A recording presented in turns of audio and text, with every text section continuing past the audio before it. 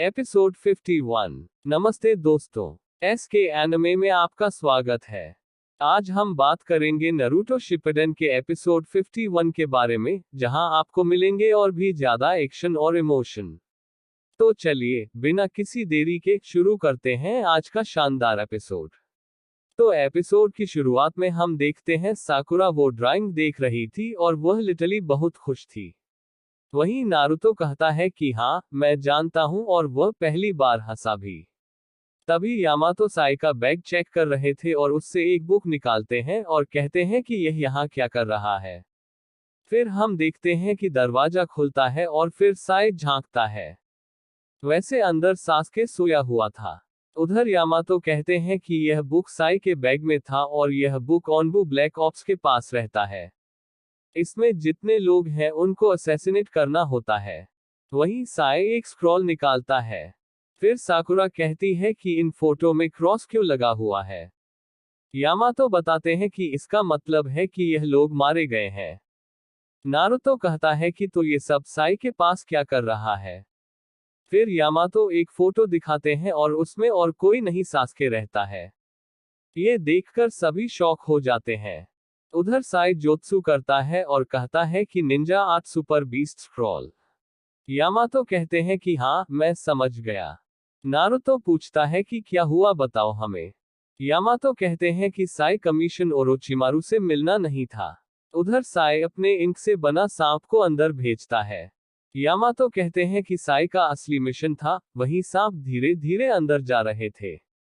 फिर यामातो कहते हैं कि साई का असली मिशन है सास्के को असैसिनेट करना। फिर साई का इंक से बना सांप सास्के की ओर चला जा रहा था। उधर नारुतो कहता है कि ऐसा नहीं हो सकता। इसका कोई मतलब नहीं बनता। उसने पहले भी कहा है कि वह सास्के को बचाना चाहता है। वह पहले से बदल चुका है, पर साकुरा कहती है कि वही तो, शायद वह हमें बेवकूफ बना रहा था। यामातो कहते हैं कि हाँ, हो सकता है। फिर वह बुक दिखाते हैं और कहते हैं कि सास्के के बगल में यह फोटो देखो।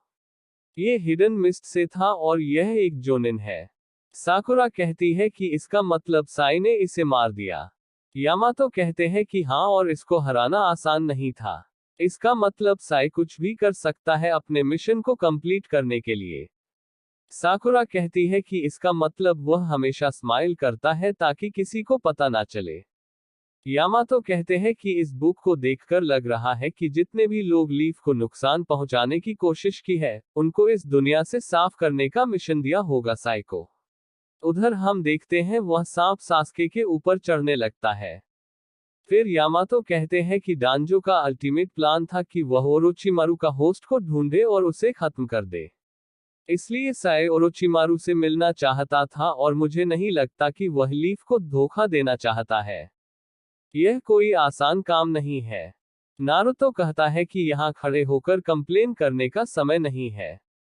मुझे कोई मतलब नहीं कि साई को क्या मिशन दिया गया था या फिर डांजो क्या चाहता है। फिलहाल हमें साई को ढूंढना है और सास्के को बचाना है। यामाटो कहते हैं कि नारुतो सही कह रहा है, हमें यही करना चाहिए। मुझे साई का चाकरा महसूस हुआ था। चलो मेरे पीछे। फिर नारुतो भी कहता है कि ठीक है, चलो फिर। साकुरा साई का बुक देखती है और कहती है कि अगर साई का टारगेट सास्के है, तो मैं उसे कुछ भी करके रोकूंगी। उधर हम देखते हैं साई का सांप सास्के को ऊपर चढ़ गया था और फिर सास्के कहता है, कौन है वहां पर। फिर साई कहता है कि तो तुम्हें पता लग गया कि मैं यहां पर हूं। सास्के कहता है कि क्या चाहिए तुम्हें। साई बताता है कि डांजो चाहता है कि मैं तुम्हें खत्म कर दूं। उधर टीम यामाटो बहुत तेजी से उनके तरफ आ रहे थे। फिर साई कहता है कि पर मैं तुम्हें लीफ विलेज वापस ले जाने आया हूं। ये सुनकर सास्के बहुत शांत रहता है और वह कुछ भी नहीं कहता। फिर साई कहता है कि जब मैंने शुरुआत किया था तो मैं तुम्हें खत्म करने वाला था। फिर साई को नारुतो का बात याद आता है जब वह कह रहा था कि सास्के उसका बेस्ट फ्रेंड है। साथ में एक और बात याद आता है जब साकुरा भी कह रही थी कि सास्के नारुतो के लिए सिर्फ टीममेट नहीं है, वह उसके भाई जैसा है।